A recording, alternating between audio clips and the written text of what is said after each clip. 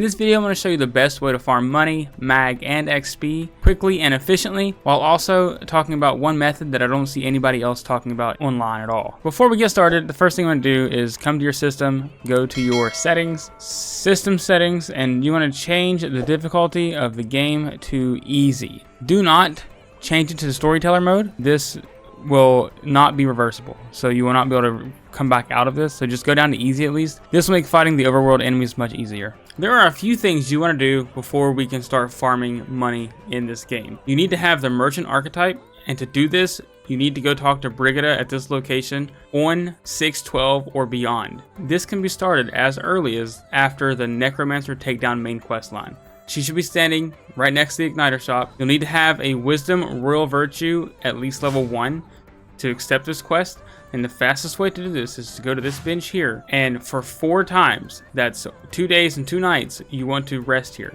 This will level you up just enough. Now that you have that, go talk to her. She'll have a quest called the Bullish Embargo. Complete that, come back, talk to her, and she'll reward you with the Merchant Archetype. Now there are 3 areas people seem to recommend to quickly farm money and XP and mag, just kind of all of it together. The first of which is, I'm going to show you right here.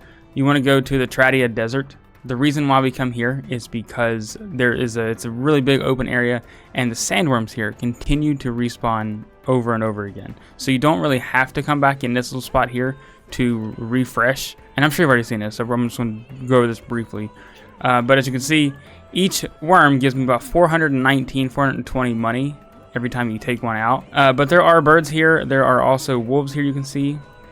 And that big bird in the distance over there, watch out for that guy. He's like level 44, and he will take you out if he initiates combat. So if you start seeing him kind of run at you, just kind of, go the other direction. You do not want to try to fight him right now. It is not advised at all. I have tried. And as you can see, I already have almost $500,000 money and 73,000 mag. So this area is called the Belega Corridor. This is where the Bullish Embargo quest sent you. You can come back here later on, and you can farm here. It's a good spot to farm early on if you don't have the Abandoned Tomb open, which we'll talk about later. Because this area is so small, you kind of just run through here, take out the little goblin guys or whatever they're called. And if you go all the way to the very end, there will be a save point, the little cat, this one like little pyramid thing or whatever. You can hit return on that, and it'll take you back to the start of the dungeon.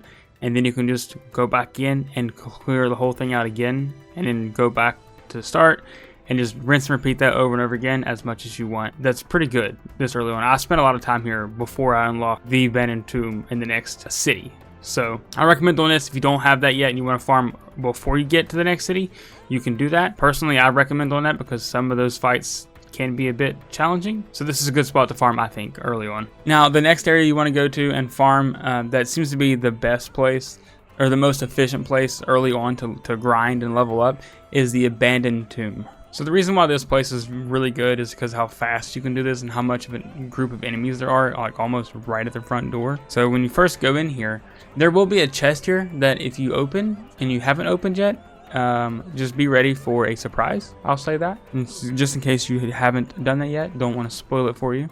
But run up here, take the second right, all the way down here, and then take a left. There's going to be a large group of enemies just chilling up here. Just look at this. You come in here, you just take all these guys out. This adds up so fast. So just come back here, rinse, repeat this over and over again. And this is the best way, at least at this point in the game, that I've found, and that a lot of other people have found as well, to just farm money, XP, archetype XP, mag. Like, you get so much from just doing this.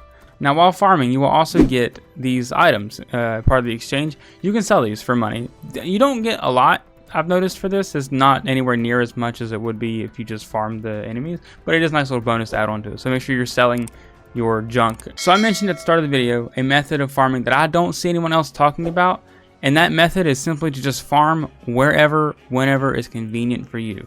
There's all these guides and things that are out right now that are like the best way to min-max your time and all that, which are great. But many people have different ways of playing the game. Do not feel pressured or guilted into playing a certain way that is not how you enjoy the game. I've seen comments of people trying to force them, this is the best way, you're wasting your time or whatever.